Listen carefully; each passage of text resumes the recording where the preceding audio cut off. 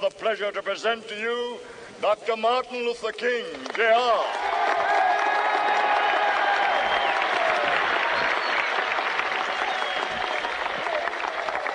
I am happy to join with you today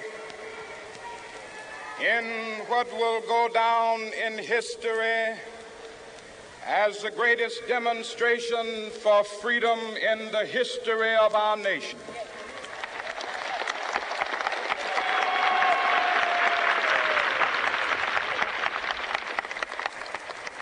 Five score years ago, a great American in whose symbolic shadow we stand today signed the Emancipation Proclamation. This momentous decree came as a great beacon light of hope to millions of Negro slaves who had been seared in the flames of withering injustice. It came as a joyous daybreak to end the long night of their captivity. But 100 years later, the Negro still is not free. 100 years later, the life of the Negro is still sadly crippled by the manacles of segregation and the chains of discrimination. 100 years later, the Negro lives on a lonely island of poverty in the midst of a vast ocean of material prosperity. 100 years later, the Negro is still languished in the corners of American society and finds himself in exile in his own land. And so we've come here today to dramatize a shameful condition. In a sense, we've come to our nation's capital to cash a check. When the architects of our republic wrote the magnificent words of the Constitution and the Declaration of Independence, they were signing a promissory note to which every American was to fall heir.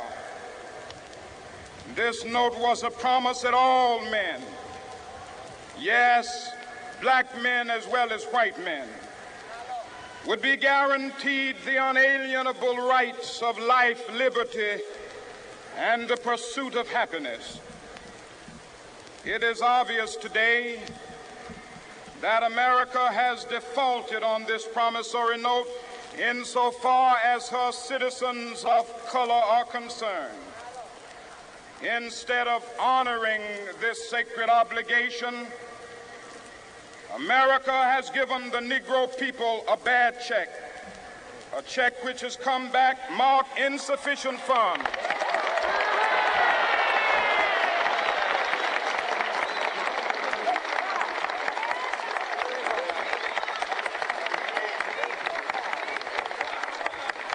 But we refuse to believe that the Bank of Justice is bankrupt.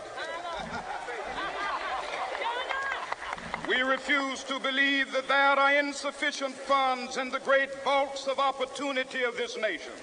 And so we've come to cash this check, a check that will give us upon demand the riches of freedom and the security of justice.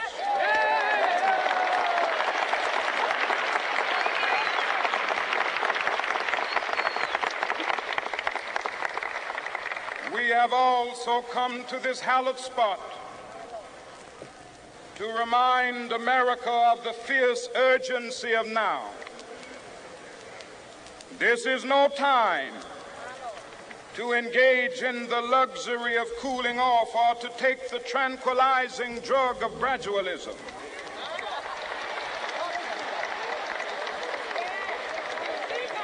Now is the time to make real the promises of democracy. Now is the time to rise from the dark and desolate valley of segregation to the sunlit path of racial justice. Now is the time to lift our nation from the quicksands of racial injustice to the solid rock of brotherhood. Now is the time to make justice a reality for all of God's children.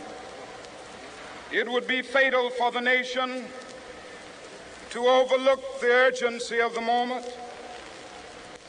This sweltering summit of the Negro's legitimate discontent will not pass until that is an invigorating autumn of freedom and equality. 1963 is not an end, but a beginning. Those who hope that the Negro needed to blow off steam and will now be content will have a rude awakening if the nation returns to business as usual.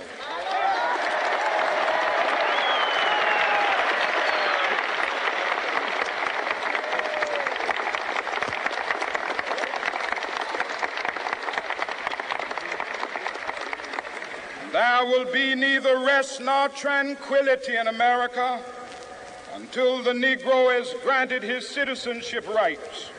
The whirlwinds of revolt will continue to shake the foundations of our nation until the bright day of justice emerges. But that is something that I must say to my people who stand on the warm threshold which leads into the palace of justice. In the process of gaining our rightful place, we must not be guilty of wrongful deeds. Let us not seek to satisfy our thirst for freedom by drinking from the cup of bitterness and hatred.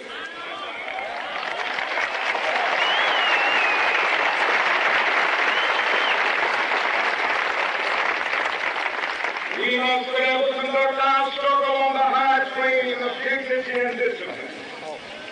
We must not allow our creative protest to degenerate into physical violence.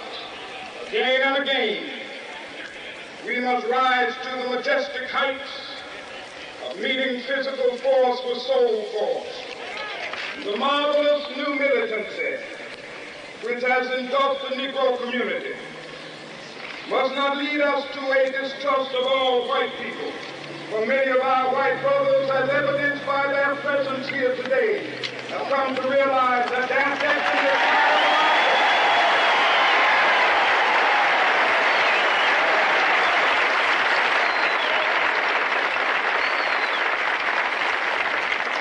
They have come to realize that their freedom is inextricably bound to our freedom. We cannot walk alone. As we walk, we must make the pledge that we shall always march ahead. We cannot turn back. There are those who are asking the devotees of civil rights, when will you be satisfied?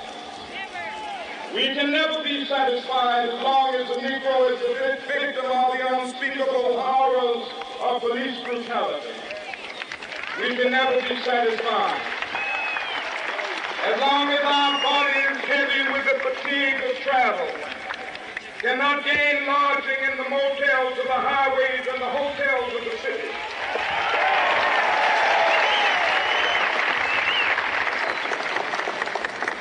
We cannot be satisfied as long as a Negro in Mississippi cannot vote and a Negro in New York believes he has nothing for which to vote.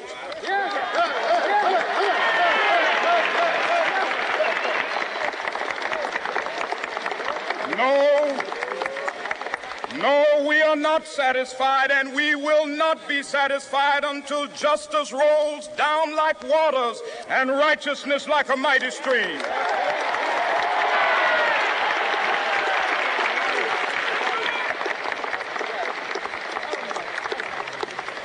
I am not unmindful that some of you have come here out of great trials and tribulations. Some of you have come fresh from narrow jail cells.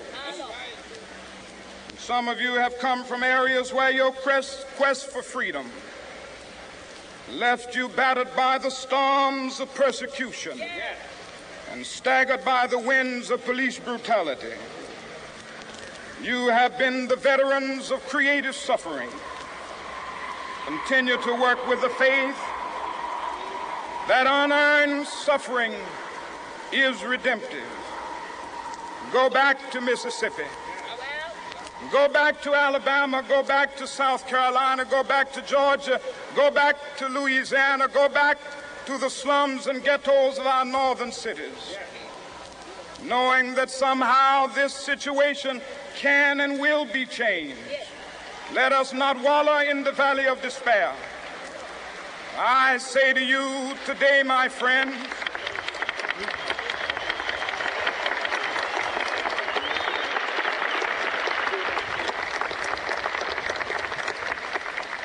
so even though we face the difficulties of today and tomorrow, I still have a dream. It is a dream deeply rooted in the American dream. I have a dream that one day this nation will rise up and live out the true meaning of its creed. We hold these truths to be self-evident, that all men are created equal.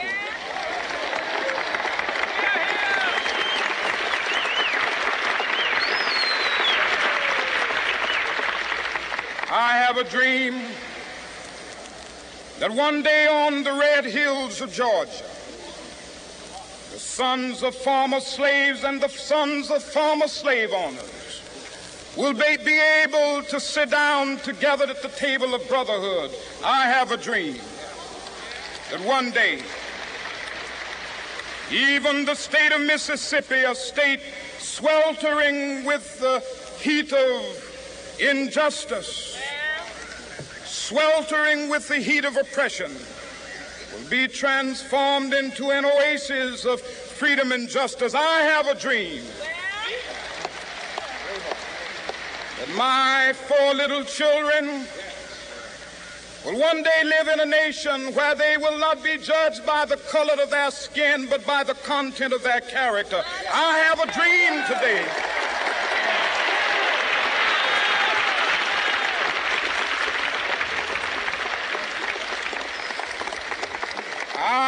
a dream that one day down in Alabama, with its vicious racists, with its governor having his lips dripping with the words of interposition and nullification, one day right there in Alabama, little black boys and black girls will be able to join hands with little white boys and white girls as sisters and brothers. I have a dream today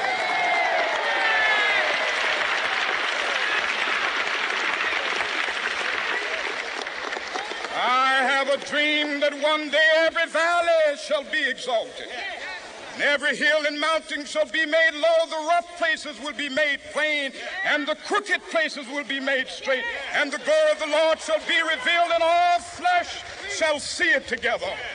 This is our hope. This is a faith that I go back to the South with.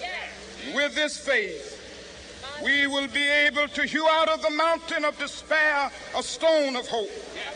With this faith, we will be able to transform the jangling discords of our nation into a beautiful symphony of brotherhood.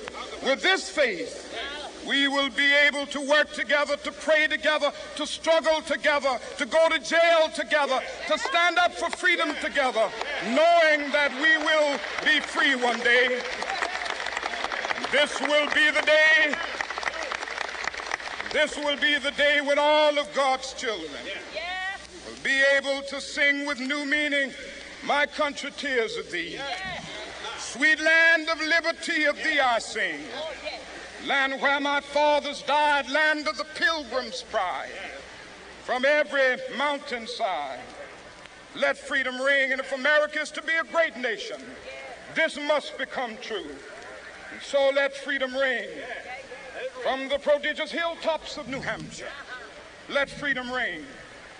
From the mighty mountains of New York, let freedom ring. From the heightening Alleghenies of Pennsylvania, let freedom ring. From the snow-capped Rockies of Colorado, let freedom ring. From the curvaceous slopes of California. But not only that, let freedom ring from Stone Mountain of Georgia. Let freedom ring from Lookout Mountain of Tennessee. Let freedom ring from every hill and molehill of Mississippi, from every mountainside. Let freedom ring, and when this happens, when we allow freedom ring, when we let it ring from every village and every hamlet, from every state and every city, we will be able to speed up that day when all of God's children, black men and white men, Jews and Gentiles, Protestants and Catholics, will be able to join hands and sing in the words of the old Negro spiritual, free at last, free at last. Thank God Almighty, we are free at last.